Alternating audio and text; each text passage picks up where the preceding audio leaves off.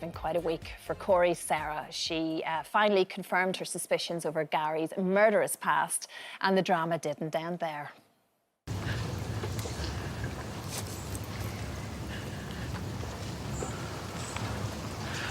Don't do that. Sarah, I'm begging you. Sarah! Sarah! I'm still the same person! Please, please. Sarah! Sarah!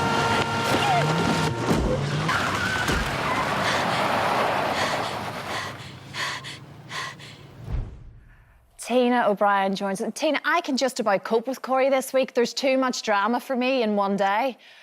Oh, it's really going off at the moment, isn't it? It is indeed, honestly. So this was our cliffhanger just on Wednesday night. I mean, what's going to happen to Gary? Well, he obviously is found on the floor, and we open the episode with him being there, and we obviously don't know if he's going to survive or not. So there's going to be this cliffhanger. Is he going to be okay? And what's Sarah going to do? Is she going to go to the police or not? Mm-hmm. And of course, though, Tyrone witnessed it. So there's a bit of a link here, isn't there? I mean, it's not just going to be all your version of events. Well, no. So Sarah obviously decides that she wants to maybe keep this quiet for a while until she decides what to do, because she understands that Gary's done something absolutely horrendous, but she just wants to get it into her head whether or not to go to the police. But Tyrone's seen it all, so he's able to say, no, I saw you running down the street. I saw you running away from him. Oh, it doesn't bode well, doesn't it? And I mean, and none of this is good for your marriage. I keep saying you because you are currently Sarah to me, Tina, just so you know. None of this is good for the marriage because there's too much secrecy going on. We know that there's something going on behind the scenes and he's just not happy. It's not a good time. It's really, I mean, they've only been married literally 2 minutes and she's already lying to him. She's keeping things from him. So it's not looking good, I must admit.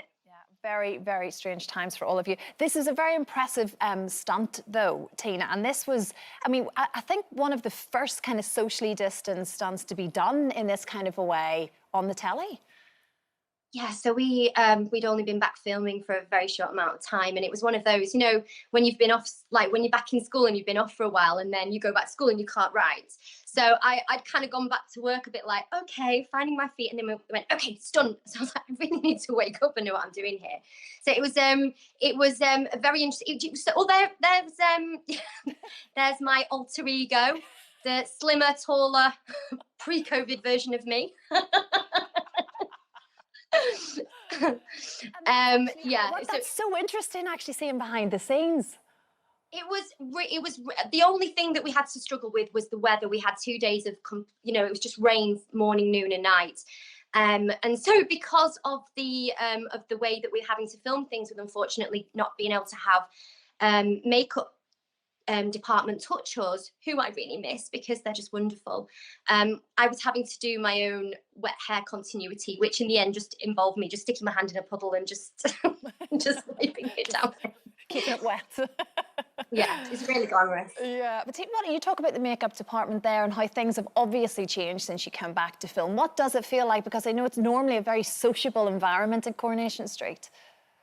Yeah, I really miss that. I think, we have an incredible makeup department, and at the moment we're having to do it ourselves. So I'm obviously not a makeup artist. So there's a couple of times on screen that I've gone, ooh, should probably tone down the eyebrows. But, they're there with us. They're making sure that we're trying to keep our continuity correct. And they're there obviously to keep an eye on things. But yeah, it has changed. But I think the most important thing is everyone's doing their best. And the people make Coronation Street. It's not the building. So even though there's measures in place, as long as we can all have a chat and have a good time, it's great. Yeah. And during lockdown, of course, you've been homeschooling, you got a new puppy, and you dyed your hair pink.